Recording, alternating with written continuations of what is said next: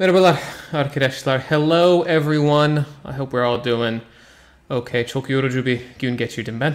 Siz nasılsınız? Siz benim kadar yorgun musunuz? Umarım değilsinizdir. How is everyone doing? Is everyone doing alright?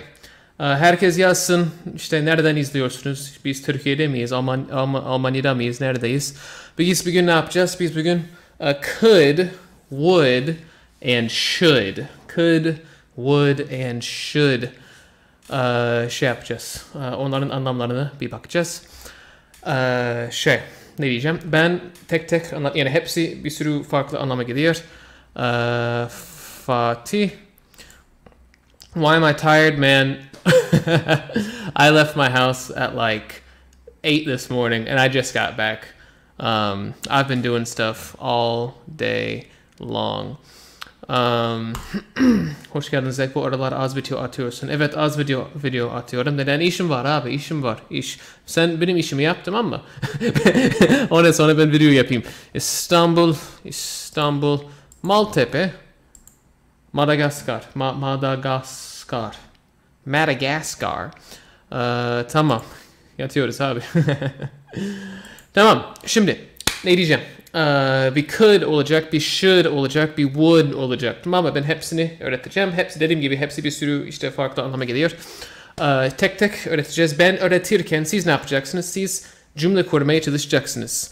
Learning English is so hard. I agree. English is a really strange language. It's full of inconsistencies and irregularities. Yeah, I agree. So, yeah, keep up the good work. So, we have a question. Can I ask something? Of course. I could have done my homework. Is it past or present? It's conditional. You're saying I could have done my homework. So, I could have done my homework if I had gone to school or something like that. I could have gone my homework if I would have gone to school. If I had gone to school. So it's like an eğer böyle bir şey olsaydı bunu yapabilirdim. It's that kind of sentence. So it's not really present or past.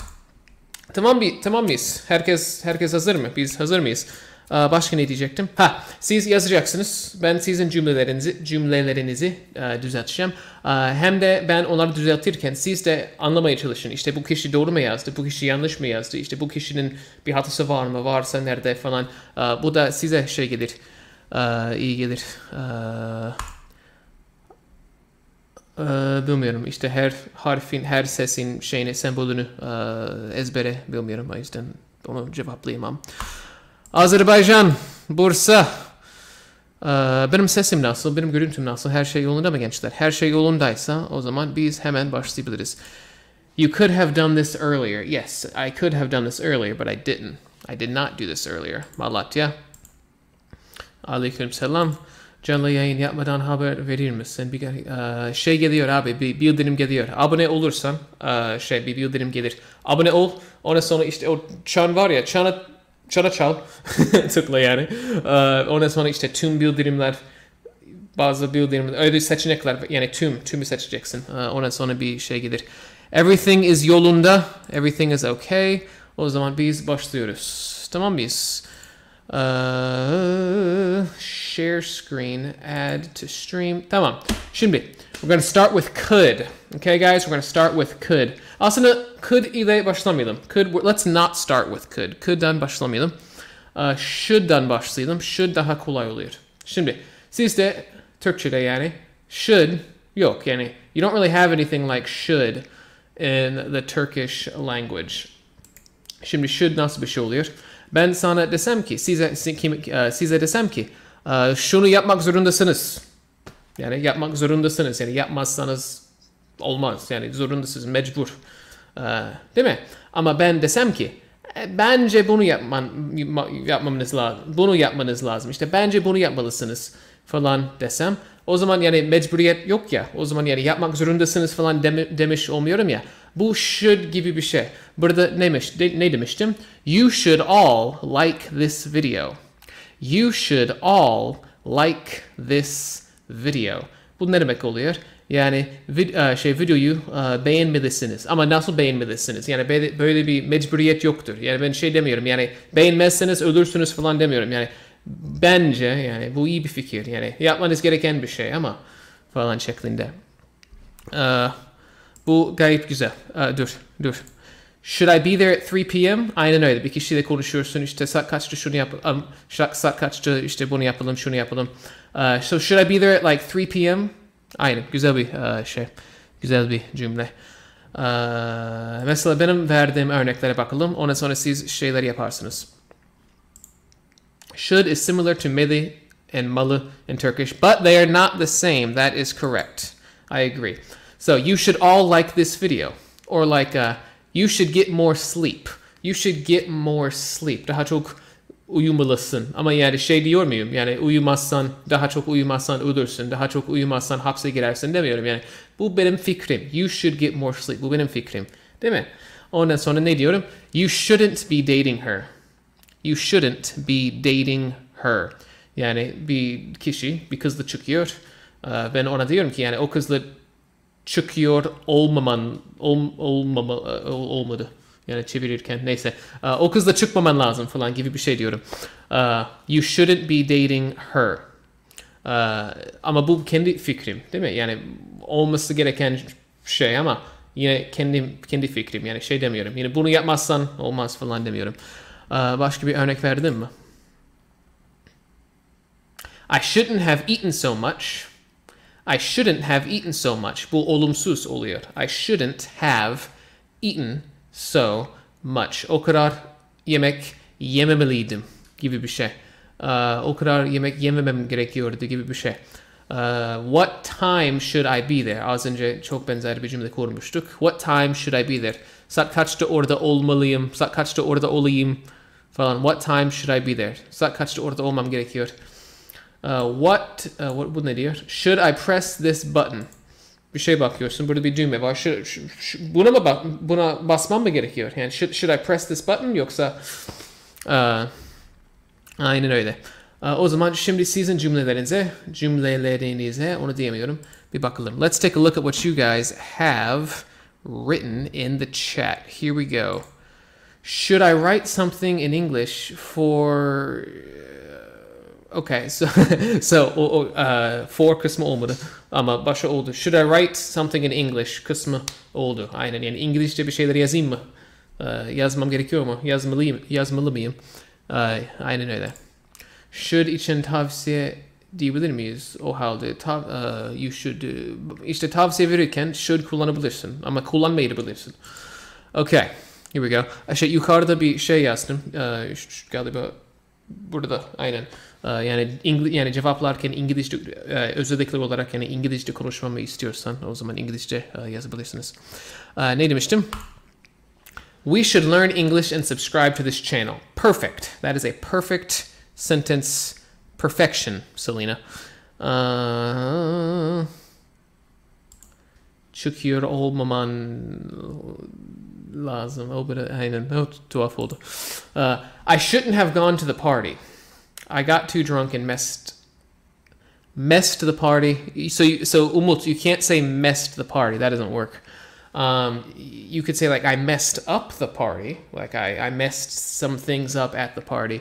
I shouldn't have gone to the party. That's good. I shouldn't have gone to the party. Yeah, that's good. You should have asked me. Perfect. You should but should. You spelled should wrong. S-H-O-U-L-D. You should have asked me. You should have asked me. Bir de should have oluyor. Belki onu bilmiyorsunuzdur. Should have. Eaten. Okay. Başka ne oluyor? Good, yeah, okay. I'm glad that you found that helpful. You should study grammar. That is important to make long sentences. You should study grammar. You should study grammar. That is important to make long sentences. Bu biraz tuhaf bir cümle oldu. Ama you should study grammar kısmı oldu yani. That is important to make long sentences kısmı biraz. Yani gramatik olarak doğru da kullanma biraz tuhaf geldi. Ama you should study grammar kısmı is perfect. Okay? Okay.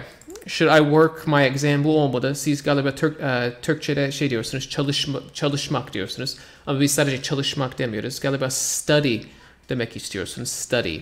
Study. Should I study for my exam? Should I study for my exam? Tamam. Sanırım biz should kelimesini anladık. Ne demek Umut Bey? I should pray every day for peace of my soul. For peace of my soul kısmı biraz tuhaf oldu ama I should pray every day kısmı oldu. Yes. Bu yayın kaydedilecek. Okay.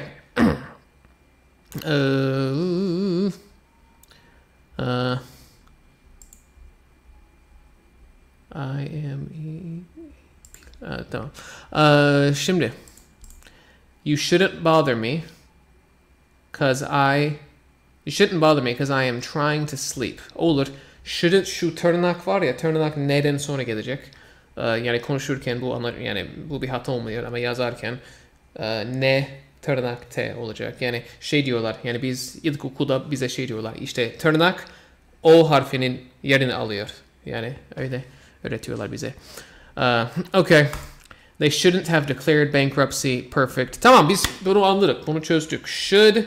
Should kelimesini anlıyoruz. We have mastered. We are the master of the word should. We are the masters of the word should, I should say. Okay. Okay. All right, now we are going to move on to the next one, which is going to be, do you want to do would? Or should we do could? Should we do would or should we do could? Should we do would or should we do could? Anladınız mı? Should we do would or should we do could? Anladık değil mi? Biri could diyor. Biri exactly leave a like diyor. O kişi çok zeki. Yani o şey. Be could, be would, be would, be would, be would. Herkes would diyor. 2 tane could çıktı. Birkaç daha would, daha çok ağır basıyor şu an. Would olacak. Tamam. Would yapıyormuşuz. We're gonna learn the word would. Here we go. Going over. No, that's wrong. Okay, where am I? Turn over here. Come over here. All right. So, for example, we could say, I always knew that he would be a successful man. I always knew that he would be a successful man. Yani bir kişi şu an, bir adam şu an çok başarılı ve biz diyor ki yani o çocukken bile o çok başarılı olacağını biliyordum. That he would be a successful man. I always knew that he would be a successful man. Would o cümlede kullanılıyor. Hem de olumsuzunu yapalım. They told me that I wouldn't be successful. They told me that I wouldn't be successful. Yani başarılı olmayacağımı söylediler bana. Bana dediler ki sen başarılı olmayacaksın. Yani they told me that I wouldn't be successful. Yani ben şimdi diyelim ki ben şimdi çok başarılı bir kişiyim ve diyorum ki ya ben çocukken bana işte başarılı olmayacağımı söylediler. Öyle bir would kullanımı var. Siz ne yapalım? Şimdi mi bunu yapalım yoksa bir sonrakine geçelim mi? Bilemedim. Bir tane daha yapalım. Ondan sonra ikisini de şey yapalım. Deneyelim. So then we have this one right here. Dolaylı anlatım. So I could say, I told her that I would help her. I told her that I would help her. I told her that I would help her homework. İşte ona yardım edeceğimi söylemiştim. İşte ev ödevini yaparken, ev ödevi onu nasıl çevireceğimi bilemedim. I told her that I would help her. She said she would need help. Bana yardıma ihtiyacı olacağını söyledi. Yardımla gerekeceğini söyledi gibi bir şey yani. She told me that she would need help.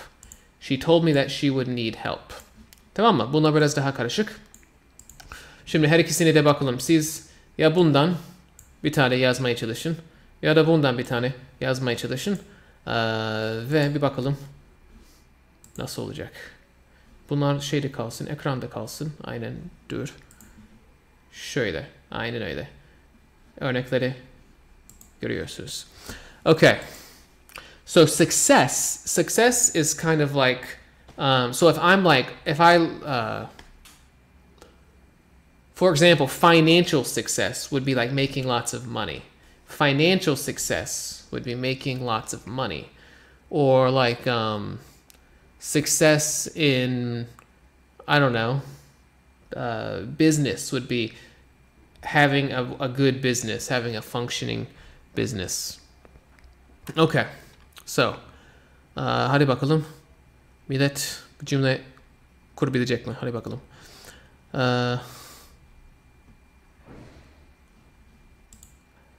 I knew that she would be unhappy. Aynen öyle. Harika. I knew that she would be happy. Perfect. Wonderful. I told you that I'd help you if you've asked for it. Şu if you've asked for olmadı. I told you that I'd help you. Kısmı oldu. I told you that I'd help you. Perfect. I told you that I would help you. I told you that I'd help you. Aynen. I told you that I would have helped you if you had asked for it gibi bir şey. Bu sonu biraz değişik oldu ama orası oldu. Yani I told you that I'd help you kısmı oldu. You are very welcome. I told her you would be successful. Tamam. That's good. I was told that I would be the one for Jessica. Perfect. I was told that I would be the one for Jessica. Yani bu the one, yani romantik bir şey oluyor. Yani herhalde bilerek onu yaptın. Bilerek onu yapmadıysan dikkat et. I knew that she would live me. You probably meant to say love. Love mı demek istedin burada. Live yerine love mı demek istedin. Love deseydin I knew that she would love me olur. Live olmadı. If only we would have a chance to prove ourselves.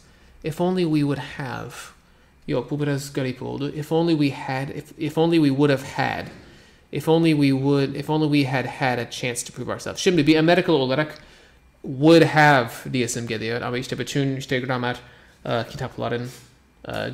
kitaplara onun şeyin yanlış olduğunu söylüyor. Ama bir Amerikalı olarak böyle diyesim geliyor. If only we would have had a chance to prove ourselves. If only we would have had a chance to prove ourselves. Okay. I think that we would learn English with Zach. Yok, bu olmadı. I think diyorsun, yani şu an düşünüyorum.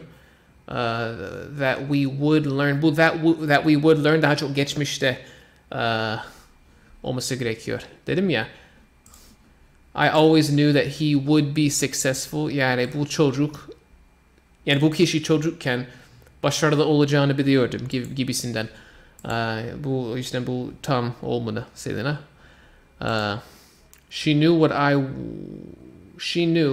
I would want to eat at dinner. She knew what I would want to eat at dinner. Aynen. O virgül beni mahvetti şu an. İşte onu sil. She knew what I would want to eat at dinner. Aynen öyle. Okay. Şu dolaylı anlatımı kimse yapmıyor. I would have bought you a diamond ring. I would have bought you a diamond ring. Aynen öyle. Yine bu Amerikan yok. I would have bought you. I had bought you. Yo, bu farklı bir şey. Evet, bu farklı bir şey. Okay, here we go. While I was young, I would say when. Ben burada when derdim. When I was young, I would run fast. Evet, bu doğru ama bu farklı bir kullanım, farklı bir şey. Yani hızlı koşardım gibisinden. Okay, so cümle içinde kullanılan that'i açıklayabilir misin? Hangisi? That. They told me ki, yani siz Türkçe'de ne diyorsunuz? Yani işte bana dediler ki, oradaki ki var ya, yani ona benziyor. Yani tam aynı diyor, kesinlikle tam aynı diyor. Yani aynı şeyler demiyorum ama ona benziyor. Okay, so let's do a couple more. I would play football every Sunday. Sunday'nin sesi büyük olacak. I would play football every Sunday during my college years. Bu geçmiş oluyor. During my college years, yani college, üniversite. College years, üniversite yıllarında her pazar günü Futbol oynardım. I would play football every Sunday during my college years. Or just during college. Gibi bir şey diyebiliriz. Geçmişte geçmiş alışkanlıklardan bahsetmek için kullanabiliriz bunu. Mesela ben küçükken, my grandma would read to me at night. My grandma would read to me at night. Tamam mı? Sanırım bunu anlıyoruz. Az önce biri şey demişti. I would run. When I was young, I would run fast. İşte bu aslında o anlama geliyor. Bir tane daha yapalım. Let's do another one, guys. Yok. 4'ten 6'ya geçtik. O nasıl oldu bilmiyorum ama.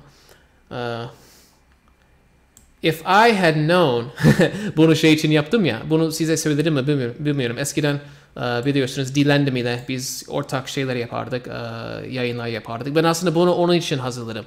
Yani 2 ay önce falan bunu hazırladım. Bu şimdi gördüğünüz örnek cümleleri. O yüzden işte burada Reşat'tan bahsediyorum. İşte aşağıda Kullandığım diyeceğim falan. Yani onun için bizim yaptığımız ortak canlı yayınlar için bunu hazırlamıştım. If I had known that Reşat was going to be here, I wouldn't have come. If I had known that Reşat was going to be here, I wouldn't have come. Ve dediğim gibi bir Amerikalı olarak burada had yerine if I would have known diyesim geliyor ya da woulda. If I would have known that Reşat was going to be here, I wouldn't have come. Ama gramer kitapları şimdilik had diyor. O yüzden onlar değişene kadar biz de had diyelim. Başka bir örnek. Bu if olacak. Dur. Yok, if değil.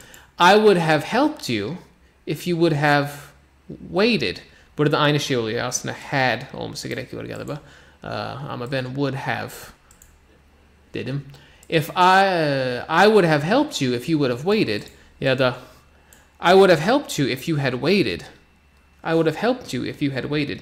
Yani sen bekleseydin yardım ederdim. Ya da bu neydi? Reşat'ın burada olacağını bilseydim ben gelmezdim. I wouldn't have come. Ben gelmezdim. Reşat'ın burada olacağını bilseydim. Ya da I would have helped you. Yardım ederdim. Eğer ne yapsaydın? Ne olsaydı? If you would have waited. Bekleseydin. If you had waited. Tamam mı? Şimdi siz bunlarla ilgili yani bu şeyleri kullanan cümleler kurmaya çalışın. Tamam mı? Ben de sizin şeylerinizi şey yapayım. Nights olması gerekmiyor mu? Yok. Tamam. I would go to school when I was young. Well, sure. I would go to school when I was young. Sure. Go to school. Go to school. I watched as Berenice's lips made a strange smile that I could not understand. And it was then that I saw the teeth. Bunun hiçbir şeyle alakası yok. Burada bir would yok. Used to'nun sorunu neydi? Used to. Bu used to ile aynı şey değil. Bu bir tık farklı bir şey oluyor. Would. Siz bir şeyler yazdınız mı ya? If I had a teacher, I would have learned the lesson more easily. If I had a teacher, I would have learned. I would have learned. I would have learned. Oradaki learned olacak. If I had a teacher, I would have learned the lesson more easily. Sen burada if I had a teacher, o şimdiki zaman oluyor. I would have learned the lesson more easily. O geçmişte kalıyor. Bunu bilerek mi yaptın bilmiyorum ama yani bunun farkında ol. Yani şu an bir öğretmenim olsaydı dün bunu yapabilirdim gibi bir şey diyorsun. Yani bunun farkında ol. Okay. Here we go. If I were you, I would go to university and be a doctor. If I were you, I would go to university and be a doctor. Perfect. Burada if I were you diyoruz. Bu doğru. Kulağa biraz tuhaf gelse de doğru oluyor. If I were you, I would go to university and be a doctor. I wouldn't know your questions if you don't ask them. Bu olmadı. I can't know your questions. Burada can't diyeceğiz. Wouldn't demek için yani geçmişte yani şunu yapardım, bunu ederdim falan gibi bir şey oluyor. Yani mesela bir kişi soru sordu. Biz diyoruz ki yani sorunu sormasaydın ben bilmezdim. Yani iyi ki sordun. Sormasaydın ben bilmezdim. Yani I wouldn't have known. I would not have known your questions if you wouldn't have asked them. Yine o would have olaya devreye girdi. I wouldn't have known your questions if you wouldn't have asked them. Hello in Izmir. Hello from Istanbul. Hello from Istanbul. Okay. I am disco. Okay. Done. Okay. Where are we? If I had money, I would go to America. Yeah, if I had money, I would go to America. I wouldn't have learned should and would if I hadn't watched this video. Grammar's silelim. I wouldn't have learned should and would if I hadn't watched this video. Ya da bir Amerikalı olarak. If I wouldn't have watched this video. If I were rich, I would buy a car. Perfect. If I had enough money, I would go to America. Perfect. If you gave me a ticket, I would watch this movie. If you give me a ticket, I would watch this movie. If you gave me a ticket, I would watch this movie. I guess that works, yeah. If I had noticed that, I would have warned you. If I had noticed that, I would have warned you. Would have. I would watch TV every night when I was a kid. Perfect. Here we go. We got a long sentence. Here we go. If I would have gone to the gym that you worked out at when I had gotten to Istanbul, I would have gotten to see you and taken a selfie with you because you're always at the gym. Yes. So gotten Istanbul, that doesn't work. But everything else is good. So if I would have gone to the gym that you work out at, work out is going to be two words. Work out. When you have it together, it's a noun. So, for example, that was a great workout. That's one word, workout. But I'm going to work out as a verb. That's a phrasal verb. That's two words. They're separate. Keep that in mind. Yes, I forgot. Oh, okay. Yeah, to Istanbul. Wonderful. Okay. If I were you, I could leave Turkey immediately. Yes, you could, but but we're not asking if I can. We're asking if I will. All right. Woulda is like would of or would have. It's not would of. It's would have. I would have. Woulda. Okay. Zeka şu kendine today kelimelerindeki okunuşunu aynı mı? Ne? Yok ki. Okay, so if I wouldn't, I probably don't have look like the body. Şimdi burada ne diyoruz? If I wouldn't, şey mi diyoruz? Yani spor yapmaya başlamasaydım mı diyorsun? Yani o zaman yani if I wouldn't have started working out, ya da daha doğrusu if I hadn't started working out, I probably wouldn't look like that. I probably wouldn't look like this. Yani kendini gösterebilirsin this. Bu yani bu. I probably wouldn't look like this. If I wouldn't have started working out, ya da if I hadn't started working out, I probably wouldn't look like this falan diyebiliriz. Thank you for answering my example. You are a great tutor. Well, thank you thank you for that. Okay. If I could turn back time, I would not choose the law faculty. Faculty kelimesi Türkiye'deki faculty anlamına gelmiyor. Faculty kelimesi bir yerde çalışan yani bir okulda bir üniversite çalışan öğretmenlerden oluşuyor. Yani bir okulun, bir üniversitenin sitesine, web sitesine girersin. Orada yani bizim faculty'mizi görün. İşte ona tıklarsınız. Ondan sonra insanlara sorular. İşte matematik profesörümüz, işte biyoloji profesörümüz, işte onun işte fotoğraflara olur, işte açıklamalara falan olur. Faculty o insanlar oluyor. Yani Türkiye'deki de aynı olmuyor.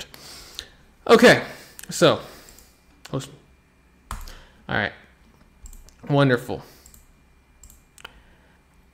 I would have come if you had told me earlier. Perfect. I would have come if you would have told me earlier. Okay, guys.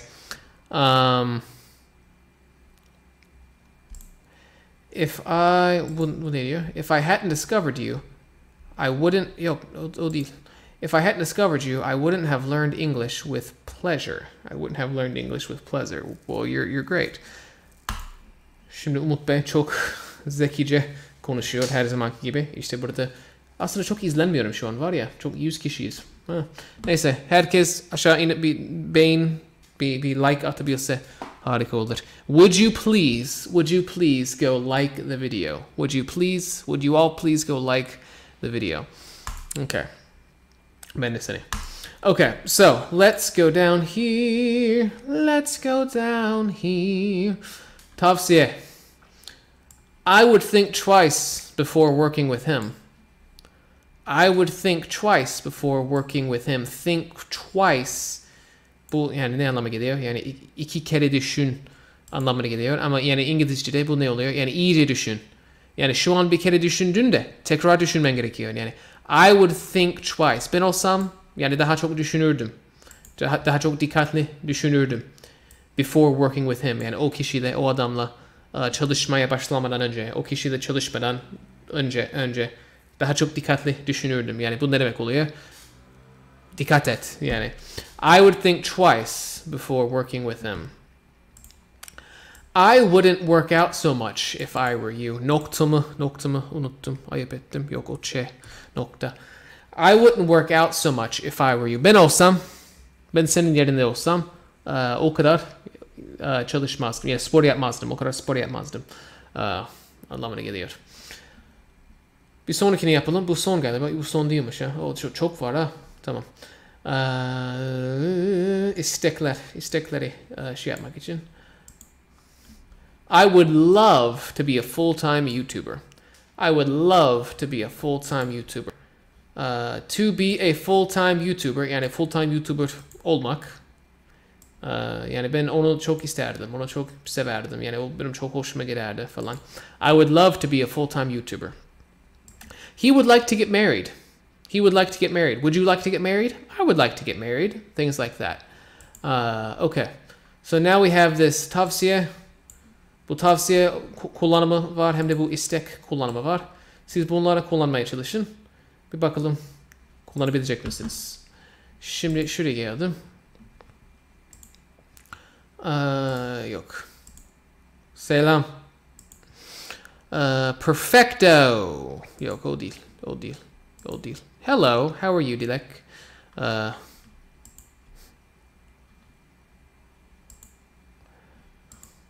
100 kişi izliyor ama 143 beğeni var. Genelde tam tersi oluyor. Genelde böyle 300 kişi falan oluyor ve 50 tane beğeni oluyor. Bu yani ne olmuşsa o iyi oldu. Okay. Bu kişi ne diyor? Niye tıklanmıyor? You are perfect. I am not perfect. I am quite imperfect, but that's completely okay. Benim internetim mi gidiyor? Benim internetim bayağı yavaşladı galiba. I would like a cup of tea. Perfect. I would work harder if I was in your shoes. Bu oldu. Oradaki oradaki was, were olabilir. Bu biraz daha şey olur. Biraz daha iyi olur. If I were in your shoes. I would work harder if I were in your shoes. She would like to be a model. Perfect. I would also love to have you as a full-time YouTuber. It would be nice, but I don't make enough money right now. I could just like quit my job and then just hope for the best. But I don't plan on doing that anytime soon. I wouldn't have broken up with someone hot like her.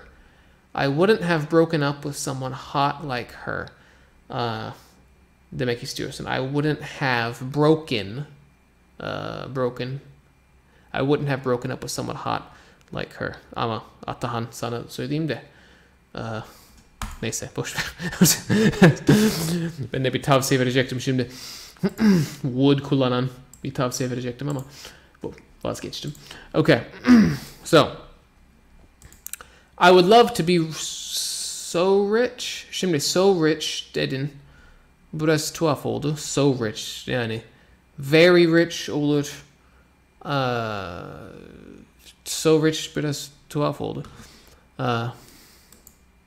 I would love to lose weight after in. I would love to lose weight. I would love to lose weight. I would love to lose weight. I would like to go to the cinema. Ya da a cinema. O sinemadan önce bir şey gelecek. Yani sadece sinema diyemezsin. I would like to go to the cinema or a cinema gibi bir şey olur. Can today. Can today. Tamam. I would read books when I was 15. Bu bir önceki oldu. Bu şey oldu. Bu. Bu oldu yani. Bunlardan bir tanesi olmadı. I would love to win a university in the USA. Win kelimesini kullanmıyoruz şey için yani okullar için yani win kelimesini kullanmıyoruz. Zaten bizim sistemimiz bambaşka yani çok farklı bir sistemimiz var. O yüzden yani bir çevresi yok onun. Okay, so let's keep going. What time is it? It is 9:37. So we're gonna keep going. Moving on down. All right. So here we go. Burada ne yazmışım? Kibarca bir şey rica etmek için kullanılır. Ne güzel. Would you please subscribe to my channel? Would you please subscribe to my channel? Would you please subscribe to my channel? Siz bunu yapabilirsiniz. Hem abone olabilirsiniz hem bununla ilgili yani buna benzer bir cümle kurabilirsiniz. Bir arzuyu ifade etmek için kullanılır. Mesela I wish that you wouldn't use so much profanity. I wish that you wouldn't use so much profanity. Profanity ne demek? Yani küfür. Keşke o kadar profanity kullanmasan. Yani keşke o kadar küfretmesen anlamına geliyor bu cümle. Bu da would you please subscribe to my channel? Yani abone kanalıma abone olur musun? Abone olabilir misin? Okay. Şimdi bu kibarca bir şey rica etmek hem de bir arzuyu ifade etmek bu kullanımlara kullanalım. Ben de sizi düzelteyim. What a smart sentence. Yeah, I think so too. Or at least I think Türkçeyi çok güzel konuşuyorsun. Yani idare ediyor. Okay. Boş yapma. Tamamdır. Okay. Virtual hug. Okay, great. I would go to Zach. Bu çok bana mı geliyorsun? Onu mu diyorsun? Bu çok olmadı. Çok iyi olmadı. Yani Zach'e giderdim gibi bir şey mi diyorsun? Yani biz onu demiyoruz. Yani sadece bir kişinin ismini kullanamıyoruz. Yani mesela işte Mehmet'lere giriyoruz demiyoruz İngilizce'de. Mehmet'in evine giriyoruz diyebiliriz. Neyse. Tamam. I wish that I would be very rich. I would say were. Oradaki would yerine be sil. Would yerine were. I wish that I were rich. Yani şu an I wish that I were rich. Ama orada bir would olmuyor. O zaman fark ne? I wish that I would be very rich. I wish that bu biraz tuhaf oldu. I wish that I would be very rich. Aynen bunun hakkında düşünmem lazım. Hemen bir şey diyemiyorum. Benim kullanma I wish that I were rich daha iyi geliyor. Daha doğal geliyor. I wish that, ne diyecektim? I wish that you wouldn't use so promote. Ama farkı hemen anlayamadım. Onun için biraz düşünmem lazım. Okay. Would you please provide me more information about this topic? Sure, I will. Yes, that is the plan. Would you like to drink a cup? Cup. C-U-P. Cup. Would you like to drink a cup of tea? Yoksa şey mi diyorsun? Birkaç çay mı diyorsun? Birkaç a couple cups of tea, a couple glasses of tea diyebiliriz. A couple glasses of tea diyebiliriz. If you were not born in the US, which country would you pick? I don't know. I have no idea. All right. I wish that I would be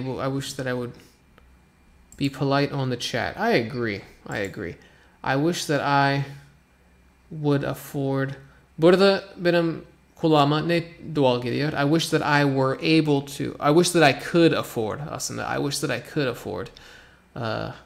Evet. Bu arzu olan. Yok, arzu değil. Evet, bu arzu olan biraz tuhaf oldu. I wish that I could be brave like you someday, but I have anxiety. Well, boşluk. Devam et. Çalış. Ve yavaştan işte bu şey gider. Bu sıkıntı gider. Okay. So, I wish that I could stay forever this young. Yes. Bu oldu ama forever this young biraz şiirsel oldu. Yani şiirsel bir şey demiyorsan, yani yazmıyorsan this young forever diyeceğiz. This young forever. I wish I could stay this young forever. Would you like anything else? Bu çok yani iyi bir cümle. Yani özellikle yani evinde bir misafir falan varken. Would you like anything else? That would be great. Zach, bu cümleyi çevirebilir misin? Bu çok iyi olur. Harika olur. I wish that you wouldn't be a murderer. What? I wish that you wouldn't be a murderer. Yeah, whatever. Okay. Şimdi şeyler bitti.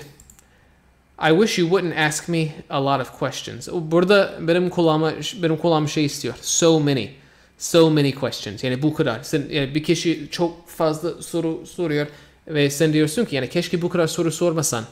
I wish that you wouldn't ask me so many questions. Ya da this many questions. Ya da that many questions falan. Tamam. Şimdi şeyler bitti. I think we're good. Murder of language masters. I'm not sure what's going on there. Selam. Okay. So. Bir sonraki şeye geçelim. Let's move to could. Could nerede? Vallahi could'u kaybettik. Could gitti. Okay. So, could. Geçmişte yapabildiğin şeyler. Yani mesela I could swim when I was a baby. Bu demek değildir ki artık yüzemiyorsun. Yani bebekken ben yüzebiliyordum anlamına geliyor. Ama bu demek değildir ki ben artık yüzemiyorum. İşte o anlamı gelmiyor. I could swim when I was a baby. I could swim when I was a baby. İşte bu can var ya. Can. Bu onun yani geçmiş hali oluyor. I could play saxophone when I was in middle school. I could play saxophone when I was in middle school. Ben ortaokuldayken ben saksafon çalabiliyordum.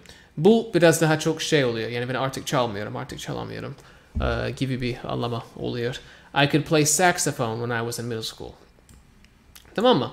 Bunları anladık. İşte bu can onun can kelimesinin ikinci hali mi oluyor? If I would neyse geçmiş zamana oluyor. Okay. Bir talep veya rica için kullanılır. Could you do me a favor? Could you do me a favor? Yani bana bir iyilik yapabilir misin? İşte yapabilir misin işte? Could your husband pick me up? Senin kocan beni alabilir mi? Diyelim ki bir kişinin arabası var. Biz bir yerde de bekliyoruz. Telefonda konuşuyoruz. Could your husband pick me up? Could your husband pick me up? Yani onun beni alma durumu var mı? Yani beni alabilir mi? Could your husband pick me up? Şimdi bunlara kullanalım. Şu geçmişte sahip olunan bilmem ne hem de talepler ve ricalar için bunları yapalım. Bunu şey yapalım. Bunu sileyim. Bunu da sileyim. Yukarı çıkayım. Evet artık hepsi görünüyor. Okay. So. Could you turn on the light? Yes, that works perfectly. Could you hold the door? Perfect. I could not swim. Evet ama bir şey belirtirsek, bir zaman belirtirsek biraz daha şey olur, biraz daha anlamlı olur. Bunu biraz daha yukarı kaydırayım ki bir şey ekrana getirdiğimde gözüksün.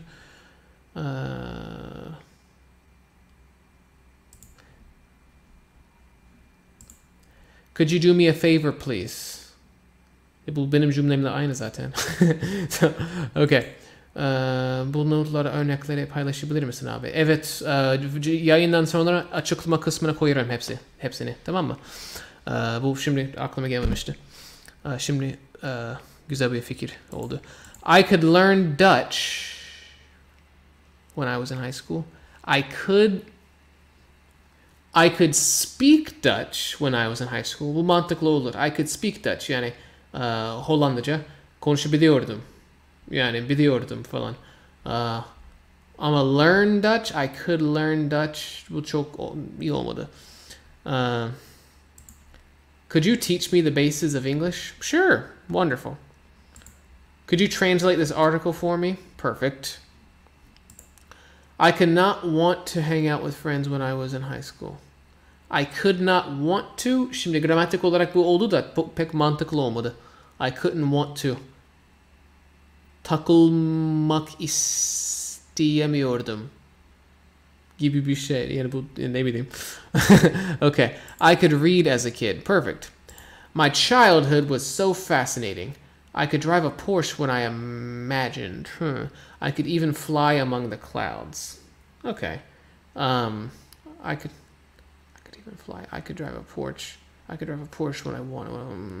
Şu ortadaki cümle biraz tuhaf geldi. I could even fly among the clouds. O daha güzel. Ben galiba would derdim. I would drive a Porsche in my imagination. I could even fly among the clouds. Orada ben would derdim galiba. Hem de when I imagined değil de yani in my imagination or with my imagination gibi bir şey derdim. Imagination. Buna çok alıştım. Çocuklara ders verirken şunu yaparız. Hello. How are... Buna çok alıştım. Artık bunu yapıyorum hep. Okay. I could run fast when I was 15. Perfect. I would live in the USA olacak ismi. The USA. Ama bu eksik bir cümle. Yani bir şey lazım yani. Ne olursa, ne olsaydı orada yaşardın. Okay. I could sleep at least 10 hours every single day when I was young. Perfect. Imagine all the people. I think I have my guitar right here. Should we play that? Should we? No, let's not do that right now. Okay. What do we want to do? Here's another one. I couldn't fight with them when I was younger. With yerine ne gelmeli? Onlara karşı savaşmak. With oldu. Fight with oldu. I couldn't fight with them. Fight with daha çok tartışmak gibi bir şey oluyor. Ama yani fiziksel bir yani kavga mı deniyor Türkçe'de? Yani dövüşüyorsanız fight yani şey olmuyor. Bir preposition olmuyor. I couldn't fight them. I fought them. They fought me vesaire. Ama fight with o da fiziksel bir şey olabiliyor. Aynı zamanda yani daha çok yani tartışma oluyor. Sözsel bir kavga oluyor. Sözsel diye bir kelime var mı bilmiyorum. I couldn't find your channel 8 months ago. Yeah, burada galiba wasn't able to demek istiyorsun. Wasn't able to. Yani bulamadım. Yani bulamıyordum değil de bulamadım. Yani senin yazdığın şey bulamıyordum. Yani sanki sürekli arıyordun ve bulamıyordun. Hem de tırnak mı deniyor? Tırnak deniyor galiba. Tırnak neden sonra gelecek. Could you please stand up? Absolutely. Good sentence. Okay. Tamam. Reşat'la canlı gelir mi? Ona sor. Yani onun işi var. Benim de işim var da. Akşam işim yok. Okay. So could you dress up? Wonderful. Tamam. Akdeniz. Ben şey yapacağım bir ara. Florida akşamları diye bir şey yapmaya çalışıyorum. Bir şarkı yazmaya çalışıyorum. Yani Florida akşamları gibi bir şey olacak. Harika olacak. Tamam. Şimdi ne yapıyoruz? Bir sonrakine geçelim. Öneride bunu diyemiyorum ya. Öneride bulunmak için. If you want to lose weight, you could try exercising more. You could try exercising more. You could try exercising more. You want to improve your English? You could take lessons with Dilendim. Dediğim gibi işte bunları şey için hazırlarım. Bizim ortak yayınlarımız için. O yüzden bunu diyorum. O bizi sattı ya. You could take lessons with me diyorum. Tamam. You want to improve your English? You could take lessons with me. You could take lessons. You could take. If you want to lose weight, you could try exercising more. Değil mi? Okay. Bir sonrakine geçelim. Bir şey yapabilirdin ama yapmadın demek için kullanılır. Bunları nereden kopyalamışsam. Aynen bunu ben yazmazdım. Okay. So, I could have gone to America, but I decided against it. I decided against it. Bu İngilizce'de kullanılan bir şey. To decide against. Yani bunu yapmamaya karar verdim. Anlamına geliyor. I could have gone to America. Amerika'ya gidebilirdim ama gitmemeye karar verdim. I decided against it. Bunu ezberleyin. Bu güzel bir şey. Decide against. He could have been a professional basketball player. Yani profesyonel bir ne deniyor? Basketçi mi deniyor? Basketbol oyuncu ne deniyor? Basketçi diyelim. Profesyonel bir basketçi olabilirdi. He could have been. Olabilirdi. Ama pratik yapmaya işte biz practice diyoruz. Siz galiba şey dersiniz. Antrenman yapmaya bıraktı gibi bir şey dersiniz. Biz practice diyoruz. Okay. So, we have the öneri kullanımı. And then we have the bir şey yapabilirdim ama yapmadım kullanımı. Let's use both of these in some sentences. And let's see how we do. Let's get rid of the spaces so that everything fits on the screen. Let me do this, and this, and this. Okay. Now we're coming back here. Basketbolcu. Teşekkürler. Okay. How can I express betrayal in English other than he betrayed me? He stabbed me in the back. So stabbed me in the back. That's one. What's another good one? Oh, I don't know. Hey, Umut, if you want, you can go Google like words for betray, and then you can post them all here, and I'll tell you which ones we actually use. You can do that if you want. If you are confused, you could try to ask Zach about your issue. Perfect. Wonderful. I decided to watch only... Great. If you want to be successful, you could fight for your dreams. If you want to be successful, you could fight for your dreams. You could fight for your dreams. If you want to be successful. Yeah, that's good. Yeah, that's fine. Okay. Be careful with that fork. You could have hurt your brother. Yeah, but I think... Yeah. Evet. This is good. Bu good diyecektim. This is good. Be careful with that fork. You could have hurt your brother. Yes. Wonderful. Okay. If you're looking for a place to stay, you could stay at my place for a few days. You could stay at my place for a few days. Sanırım bu oluyor. Bu cümle oluyor ama sanırım farklı bir kullanım oluyor. You could stay. Öneri. You could. Yok oluyor. Yani öneri gibi bir şey oluyor. Yani bu tam bir öneri değil ama gramatik olarak o öneri kullanımıyla aynı oluyor. I could have been born on another planet. This is completely true. I'm sorry. Planet. Planet demek istiyorsun galiba. Bir gezegen demek istiyorsun galiba. Planet. P-L-A-N-E-T olacak. Yani N ile T arasında bir E olacak. Certain, okay. That's probably the Turkish word for like, şey yapmak. Stab me in the back. I could have stopped instead of eating. I could have stopped instead of eating, and I wouldn't be fat. And I wouldn't be fat today. I wouldn't be fat now. Gibi bir şey diyebilirsin. I could have learned English when I was at prep school. Yes, I could have learned English when I was in prep school.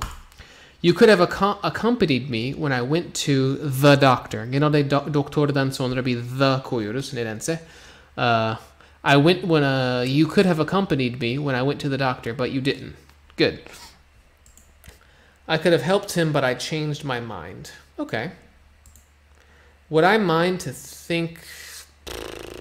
Would I mind to think? Bunu pek anlayamadım. If you don't want to fight, you could go back.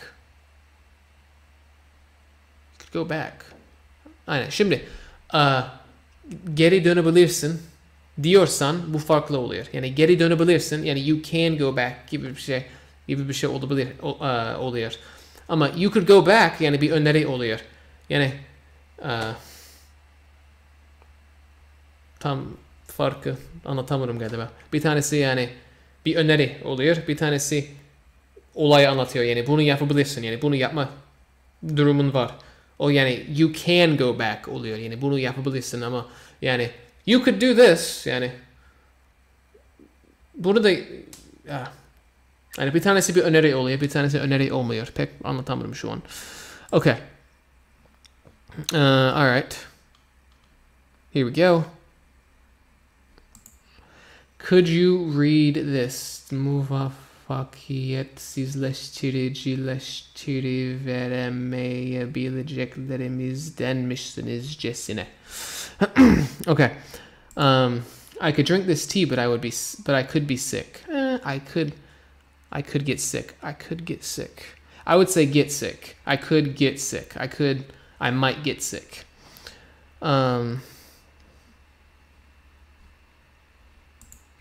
I could be better, but I'm not. But Ümit bunu pek. I could be better, but I couldn't kısmı olmadı. Bunu tekrar yapmak istersen bakarız. I could drink a big rakı when I I could drink a big bottle of rakı when bu olmadı. Şu when I before sit kısmı olmadı.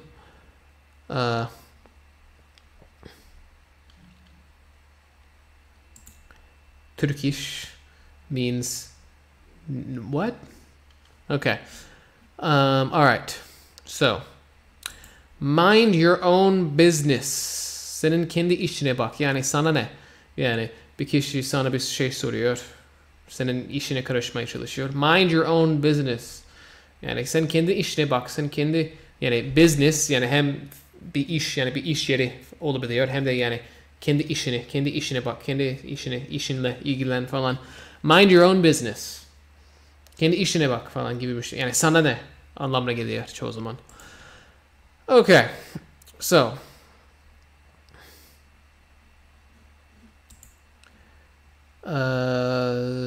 Bunu birkaç dakika sonra sorabilir misin? Şu konuyla ilgili şeyleri yapalım. Siz onu mu diyorsunuz? Tamam, teşekkürler. Could you set the table before my mom comes up? Comes up? Comes up. Comes up. What do you mean by comes up? I'm not sure I understand. Comes up.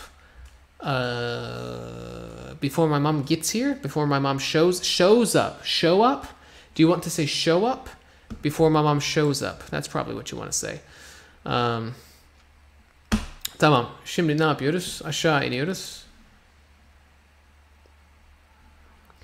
Geçmişte bir şey istesen de yapamazdın gibi bir şey demek için. Mesela ben bugün spora gittim ve diyorum ki şimdi şu an diyorum ki I couldn't have lifted 100 kilos today even if I had tried. Yani ben deneseydim bile yani ben 100 kilo kaldıramazdım. Yapsaydım bile, isteseydim bile 100 kilo kaldıramazdım. I couldn't have lifted 100 kilos today even if I had tried. Tabii ki bu cümle doğru değil ki. Neyse. Fenerbahçe couldn't... Ben futbolu çok takip etmiyorum ama son zamanlar sanırım Fenerbahçe çok iyi olmuyor. Çok iyi oynamıyor. Fenerbahçe couldn't have won even if they had no injuries. Even if they had no injuries, they couldn't have won. Herhangi bir sakatlık olmasaydı, herhangi bir sıkıntı olmasaydı yine kazanamazlardı. Altıya bir yapalım. Nokta koysam oluyor mu? Evet. I could eat seafood. Buna ne diyeceğimi bilemedim. Yani burada bir açıklama yazmıştım ya. Bunun için ne diyebileceğimi bilemedim. I could eat seafood every day and never get bored. Biz seafood diyoruz. Yani deniz ürünleri var ya. Yani işte balık, bilmem ne, başka ne var. Başka ne var? Midye falan. Seafood. Ben her gün seafood yiyebilirim. Ve hiç sıkılmam. And never get bored. I could eat seafood every day and never get bored. Kullanımı var. Hem de gençler, erkekler, kız arkadaşlarınıza ne diyeceksiniz? I could look at you all day. I could look at you all day. Ben bütün gün sana bakabilirim. Hiç sıkılmam senden falan gibi bir şey demek istiyorsanız bunu gibi bir şey diyebilirsiniz. Bunu yazın. Ezberleyin. Tamam. Şimdi şunu şuraya getirdik. Şunu şuraya getirdik. Şunu da şuraya getirdik.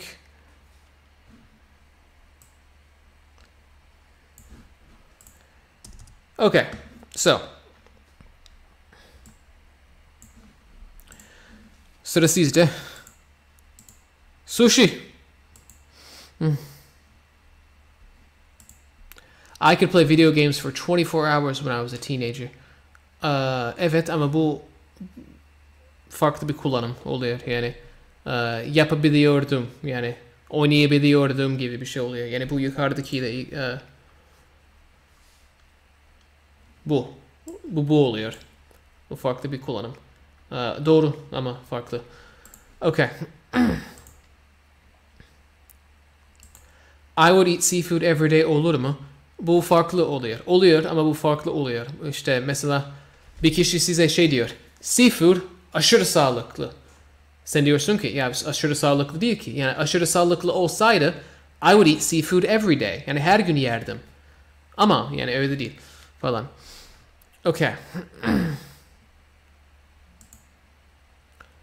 Fenerbahçe couldn't have won anyway because it is Fenerbahçe. They are only excuses. How about they only have excuses? They only have excuses. They only have excuses. Aynen öyle. Şey diyeceksin. I could play for 24 hours straight. 24 hours straight. Straight kelimesi yani ara vermeden straight. 24 hours straight when I was a kid. I could study for 10 hours when I was in college. Şimdi bu anlaşılmamış. Bu anlaşılmamış. Tekrar anlatıyorum.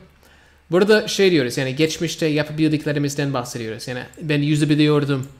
Saksafon çalabiliyordum. Şimdi bir kişi ne söyledi? Çok uzun saatler ders çalışabiliyordum. İşte çok uzun saatler video oynayabiliyordum. Bunlar bu oluyor. Yani geçmişte sahip olunan beceriler oluyor. Ben şimdi bunları söylerken yani I could eat seafood every day. Ben şey diyorum yani ben bunu yapabilirim. Yani ben her gün sadece seafood yiyebilirim diyorum burada. Yani kız arkadaşıma ne diyorum yani ben her gün sadece sana bakabilirim. Aslında burada her gün demedim ama I could look at you bütün gün demişim. I could look at you all day. Sana bütün gün bakabilirim. Ya da bakabilirdim de diyebiliriz galiba Türkçe'de. Bilemedim. Ama bu şey değil. Yani geçmişte bunu yapabiliyordum ama artık yapamıyorum. Yani geçmişte bunu yapabiliyordum ve hala yapabiliyorum falan anlamına gelmiyor. Bunlar farklı oluyor. İşte nasıl I could eat seafood every day diyorsak, nasıl ben her gün seafood yiyebilirim diyorsak, yani bu farklı bir şey oluyor.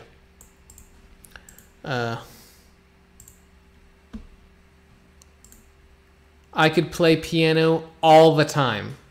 All the time. Every time olmadı. All the time. You couldn't have taken your anger under control even if you had bumped your head into a table. You couldn't have taken your anger under control even if you had bumped your head into a table. Taken your anger under control çok iyi olmadı. Yani bir şey diyoruz. Get under control. Get it under control. You couldn't have gotten your anger under control even if you had bumped your head on a table. Even if you had bumped your head on a table. I could eat chocolate forever. Perfect. Bu olmadı. I wasn't able to meet a girl because I'm shy. I wasn't able to meet a girl because I'm shy. Wait. I could lose weight. Yeah, this is more like the öneri. This is more like that. I could lose weight. Yani bu da bir seçenek. Yani mesela diyoruz ki mesela işte bazı şeyler işte daha sağlıklı olmaya çalışıyoruz. İşte şunu yapabilirim ama aynı zamanda aynı zamanda değil. Ya da I could lose weight anlamına geliyor. You couldn't have had what you have now if it wasn't for me. You couldn't have had. Couldn't geçmişte oluyor. You wouldn't have. Yani şey diyorsun yani şu an sahip olduğun şeylere sahip olmazdın.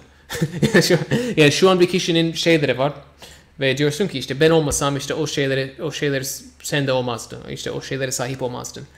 Gibi bir şey diyorsan o zaman you wouldn't have what you have now if it wouldn't have been for me. Ha, bu çok karışık oldu. You wouldn't have what you have now if it wouldn't have been for me. Evet. Gençler. Okay. I could have fun however I want. I can have fun however I want. Atahan bu I can olacak. Okay. Yeah, thanks, man. I could learn from Zach until I become fluent in English. That's like yine bu bir öneri gibi bir şey oluyor. Yani bunu da yapabilirim. Yani işte dil kursuna girebilirim. Ya da I could learn from Zach until I become fluent. Bu bir seçenek yani. Şimdi geciktim. Evet biraz. There was too much noise but I could hear the music. Bu olmadı. Too much ise o zaman müziği duyamayacaksın. Yani too much ise too much ne oluyor? Yani bir sınır var ve o sınırı geçmiş oluyoruz. O zaman yani too much ise demek ki sınırı geçtik. O zaman bu yani olumsuz bir şey oluyor. There was too much noise, so I couldn't hear the music. Olur. Ama there is too much noise, so I could hear the music. Çok anlamlı olmadı bence. Okay. Şimdi arkadaşlar sanırım bunları bitirdik. Evet bunları bitirdik. Şimdi birkaç dakika soru cevap yapabiliriz. Ondan sonra ben gireceğim. Neden? Çünkü bu vantilatörü açmak istiyorum. Terliyorum. Ve yayında onu yapamıyorum. Okay. So birkaç soru gelsin. Ondan sonra bu yayını bitirelim. I could drink more water for my health. Aynen öyle. I could drink more water for my health. That is correct. Cost. Benim mikrofonum burada. Siz onu göremiyorsunuz. Cost. Okay. Zekta'yı. Speaking yayın ne zaman? Speaking yayın nedir? Onu bir açıklarsan iyi olur. Yoksa ben cevaplayamam. Öneri olarak kullanabilir miyiz? Örneğin you could go to the cinema. Olur. Mesela bir kişi şey diyor. Ne diyor? Ya bugün ne yapalım ya? Bugün çok sıkılacağım galiba. Hiç işim yok ya falan diyor. Sen ne diyorsun? You could go to the cinema. You could do this. You could go to the park. Gibisinden. Şimdi yeni bir üyem mi oldu? Bunu Hüseyin. Neredesin Hüseyin? Hüseyin. Adamsın. Bir sorun varsa hemen sor. Hemen cevaplayayım seni.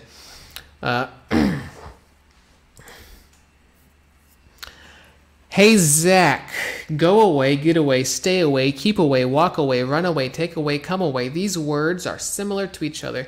What are the differences between them? they're all different. They're all different. Yani, they all mean different things. I can't explain them all right now.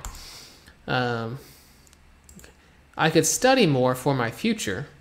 Yeah, that's yani bugün ne yapabilirim ya? Film izleyebilirim. Ya da I could study more for my future. Yeah, aynen onu yapayım. Okay. How can I memorize 1,000 words? I don't know. What are you currently doing to learn new words? When I was learning Turkish, I didn't do anything like specifically to learn new words. I just learned them as I came across them. So it was kind of slow, but it was good. Derken bir kişi Türkçe olarak sordu. Türkçe olarak cevaplayayım. Dedim ki yani çok fazla yani sırf yeni kelime öğrenmek için ben çok fazla şey yapmadım. Yani Türkçe öğrenirken yani bir şey okurken yeni bir kelime ile karşılaştığımda işte onun anlamına bakıyordum, onu öğreniyordum. Bu daha yavaş oluyor ama kelimenin nasıl kullanıldığını, nerede kullanıldığını, hangi preposition ile işte kullanıldığını, işte cümlenin neresinde olduğunu falan görmüş oluyorsun. O yüzden cümle yani daha sağlam oluyor ama daha yavaş. Özellikle yeni şeyler öğrenmek istiyorsanız o zaman yani çok yeni kelimeyle karşılaşacağınız bir şey okuyabilirsiniz ya da dinleyebilirsiniz ve tek tek girebilirsiniz ve bilmediğiniz kelimeleri öğrenebilirsiniz. How many languages do you know? 1.5. 1.5. Okay. Yeni podcastler ne zaman gelecek? Valla yani bilmiyorum. Tamam. Çok işim var. Çok yani siz fark etmişsinizdir. Yani artık çok fazla video şey yapamıyorum. Yükleyemiyorum. Nereye gitti? Silva. Teşekkürler üye olduğun için. Bir sorun varsa hemen sorabilirsin. Hemen şey yaparım. Yes, we are a family. We are a big family. I love you all. Okay. Yayına davet edip bizler konuş. Bizle konuş. Olur, onu yapalım mı? Siz kendi aranızda tartışın. İşte kim yayına gelsin. Aslında çok fazla zamanımız yok. Neyse. Bilemiyorum. Neyse, devam ediyorum. I could listen to some rap music. Aynen öyle. Take away, to go. Yani Burger King'den keseye koyup gidiyorsun, evde yersin. To go. Take away denmiyor Amerika'da. Yani İngilizce konuşulan farklı ülkelerde kullanılıyor mu, deniliyor mu bilmiyorum ama yani Amerika'da take away denmiyor. To go. I have an order to go. I would like to place an order to go. I would like to place an order to go gibi bir şey. Is it for here or to go? İşte gidiyorsun, işte yemeğini işte sipariş veriyorsun. Ondan sonra kişi şey diyor. Is it for here or to go? Yani burada mı yiyeceksin yoksa işte take away mi olacak yani? Onun Türkçesi yok ki. Is it for here or to go? Her gün yayın yapıyor musun? Yok, o kadar zamanım yok. Sizi seviyorum ama para kazanmam lazım gençler. Brother Zach, can you tell us the difference between a few, and a little, many, much in a broadcast? Yeah, we could do that. Whom. So the word whom is an object. So the woman, the girl. Well, that doesn't work. Is that correct? I was about to say the girl whom I love. Yani benim sevdiğim kız. The girl who I love. Ama who demek benim kulağıma çok daha doğal geliyor. Whom kelimesi çok kullanılmıyor. Yani çoğu kişi hepsi sürekli who kelimesi yani W-H-O yani whom kelimesini hiç kullanmadan yani Amerika'da çoğu kişi yani direkt who diyor. Ama yani mantıkken who şey oluyor. Nesneler için oluyor. Yani who Mrs. özne oluyor ve whom yani nesne oluyor. For whom who are you looking for? For whom are you looking? Yani kimi arıyorsun? Yani for whom are you... Bu çok kullanılmıyor. Whom çok kullanılmıyor ama mantıken şey olacak, bir nesne olacak. Whose, o ne demek ya? Whose, who is, whose, bu şey. Whose. Mesela bu kimin telefonu? Whose phone is this? Whose phone is this? Who, but possessive. O sahiplik olayı var. Yani whose phone is this? Bu kimin telefonu? Tamam anladım. Neyse. Artık ben izlemiyorum ki. Artık 100 kişi beni izliyor. Geçen birkaç ay önce yani 300 konuşamadım. Neyse konuşmayayım. Okay. Here we go. Long-term learning method. Silva, I have a video called İngilizce nasıl öğrenilir. You can watch that and just do do everything I say in that video, and you will definitely improve your English. I promise. Okay? Okay. İbrahim, sen de beni şey yapmıştın, bana abone olmuştun ama sanırım bir soru sormamıştın. Yok, İbrahim değil, pardon, Hüseyin. Hüseyin, senin bir sorun varsa hemen sor, hemen cevaplayayım. Okay, so don't forget to share the live stream, guys. Don't forget to share the live stream. You should all go on like Facebook or whatever and share the live stream because it's awesome. Okay.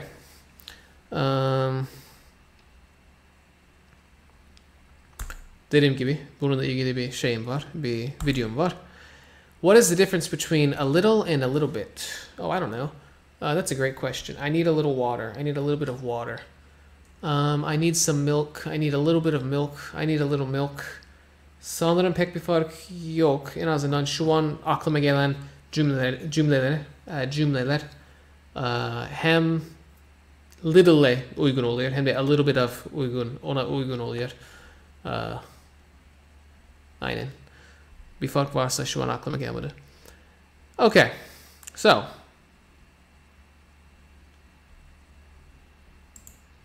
Silva, yes, I have a video about this. I have a video about this. Google English for Sec 4.2 or something like that. I have a video about this.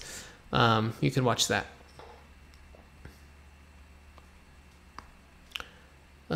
Yeah, here we go.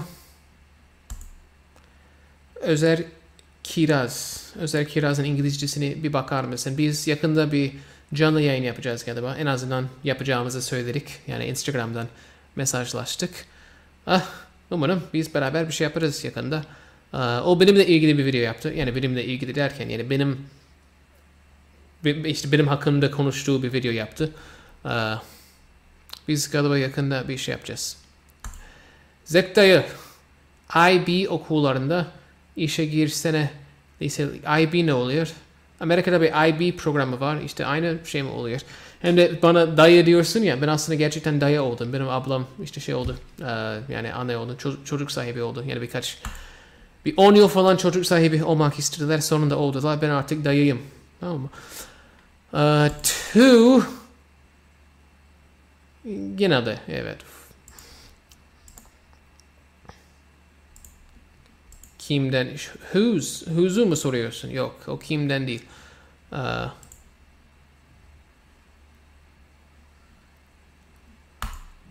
What is the difference between leave and break up? Break up genelde şey için kullanılır. Yani ayrılmak oluyor ama genelde işte ilişkiler için işte iki tane sevgili işte ayrılır ya. They broke up.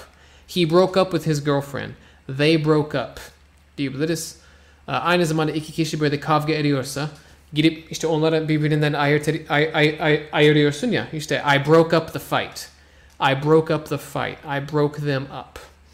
Leave daha çok geniş bir anlamı sahip. Yani ayrılmak, gitmek. İşte bir kişi şey diyor. İşte ne zaman burada olursun? I'm leaving right now. İşte evden çıkıyorum. I'm leaving right now. I'm leaving home right now. Falan.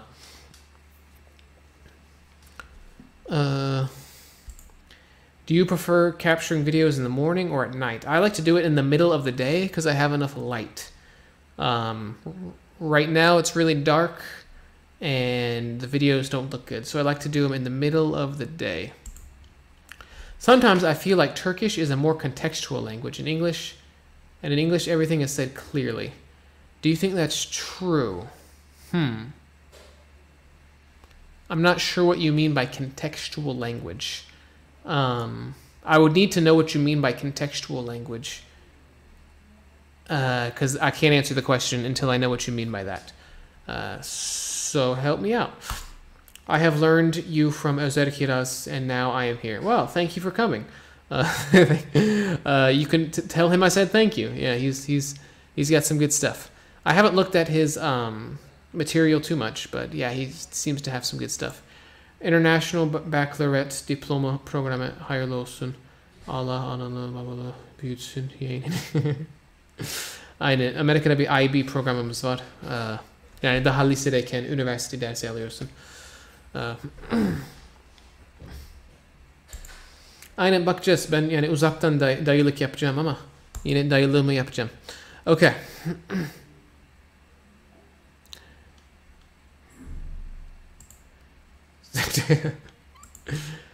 Senin gelmek karşı ne?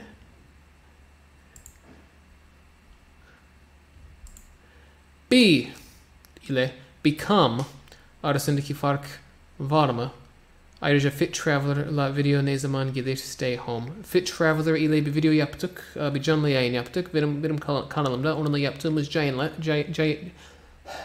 canlı yayını izleyebilirsiniz. Be ile become arasında bir fark var mı? Evet var. Be sabit oluyor. Become bir süreç oluyor. Tamam mı? Mesela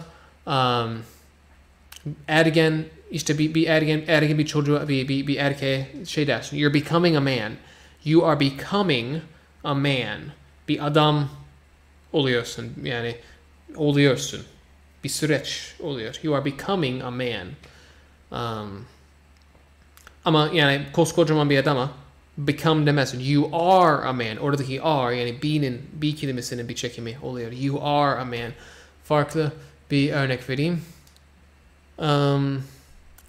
Become, I became my YouTube channel has become quite popular falan diyebilirim. My YouTube channel has become quite popular. İşte popüler oldu ama oldu derken yani oldu işte yani bir süreçten geçti yani bir süreçten geçtiği için become diyorum ama yani be diyebilirim. My YouTube channel is popular. O fark oluyor. Okay. Teşekkürler. Cümle sorununda kullanılan though ne anlam katıyor? Genelde yani bir bile gibi bir şey oluyor. Öyle mi oluyor? Dur. I'm coming though. Yok bile değil. Bile değil. Yani yine de mesela I liked it though. I like his channel though. Mesela ben farklı bir kişinin YouTube kanalından bahsediyorum. Diyorum ki bu kişi salak ama I like his channel though. Bu bir ama gibi yani. I like his channel though. This guy is an idiot. I like his channel though. Though yani ama I like his channel. Yine de yani şeyini seviyorum. Kanalını seviyorum. Okay. You're becoming a man de denir. You're being a man de denir. Beni mi düzeltiyorsun? Çok tatlısın. You are being a man yani bu beni mi düzeltiyorsun? Gerçekten yani bu çok saçma oldu. Yani koskocaman bir adama you are being a man dersen o şey olur yani. Bu çok kullanılmaz zaten. Mesela bir kişi çok yani cesaret gerektiren yani bir şey yaparsa şey gibi you are being a man right now yani şu an adam oluyorsun gibi bir şey ama yani bu çok kullanılmıyor zaten. Ama benim yanlışımı düzelttiğin için çok teşekkürler. Sen olmasan ne olur? Var ya mahvolurduk. Okay. So. Şimdi. Uncle Zach, congrats. Don't you think that be and become could be used interchangeably from time to time? I want to be a doctor. I want to become a doctor. They essentially, I want to be a doctor. I want to become a doctor. Well, in this circumstance, you would say, I want to be a doctor. I want to be a doctor. You don't really care about the process. You just want to be a doctor. You don't want to become a doctor. But you could say like, I became a doctor over a course of 10 years or something like that.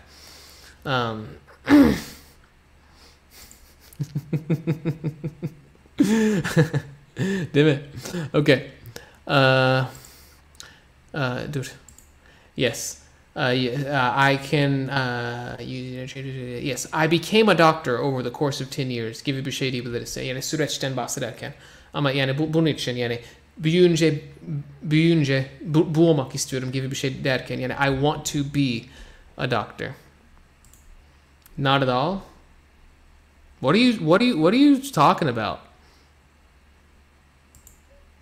I don't know what you're talking about, man. You said örnek yanlış oldu. And then you said not at all. I'm not sure what's going on, man. You're gonna have to help me out. All right. If you want, I can bring you on the yayın. We can do that. All right. Can you explain the T sound? I can't. I can. As I can, and it was is the same with it was. Okay, so can't. Can. Can't. So this is cannot, cannot, can't, can't. This is can, can. Olumsuz, olumlu, olumsuz, olumlu. Can't, can't, can, can, can't, can. Umarım anlaşılmıştır. Okay. You are getting rude, either you are being rude arasındaki fark var mı? Yani yine bir süreç oluyor. Bir tanesi you're starting to get rude. You're getting rude. Yani rude olmaya başlıyorsun. İşte bir süreç oluyor. Getting rude. You are being rude. Bir süreç olmuyor. Yani şu an kaba davranıyorsun. Davranmak, onu diyemiyorum. Davranıyorsun. Okay.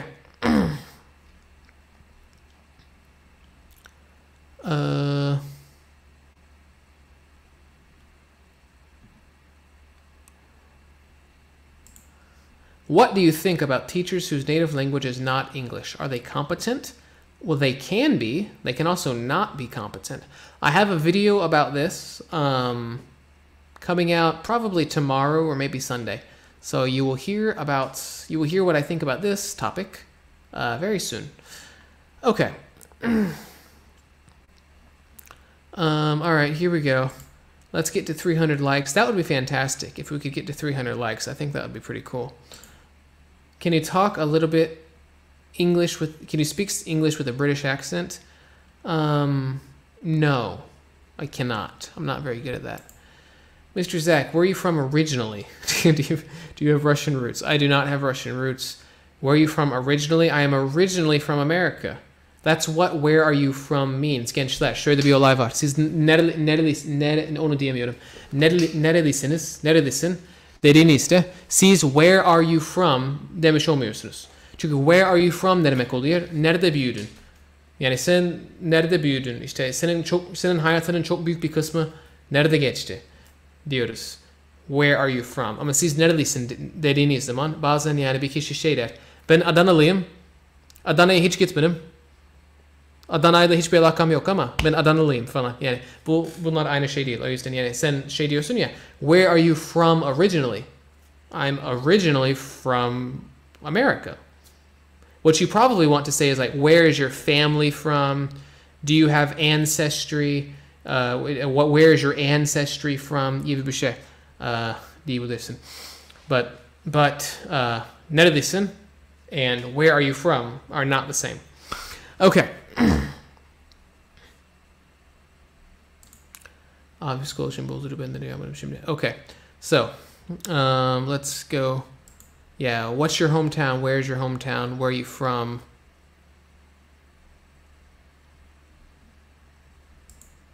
Where are you from? Neredensin? Okay, sure. Yeah. The yapısını her yerde kullanabilir miyiz? Anlamadım. The yapısı derken? Bu niye tıklanmıyor? You're the best. Thank you. Okay. Arkadaşlar, hepinizi seviyorum ama sanırım Bu yayını kapatmak lazım. I think we could say nationality. Yeah, what nationality are you? What nationality is your family? Şimdi bu yayın çok eğitici oldu ya. O yüzden izlenmedi galiba. Neyse. Hepinizi seviyorum. İzlediğiniz için teşekkürler. Dediğim gibi yakında öyle bir videom çıkacak. Ondan sonra yarın ne yapacağım biliyor musunuz? Yarın sokağa çıkıp şey yapacağız. Bir sokak röportajı yapacağız. Kameramanımı şey yaptım bugün. Çağırdım. Biz yarın sokağa çıkıp bir röportaj yapacağız. Hepinizi seviyorum. Ben şimdi kapatıyorum. İyi akşamlar.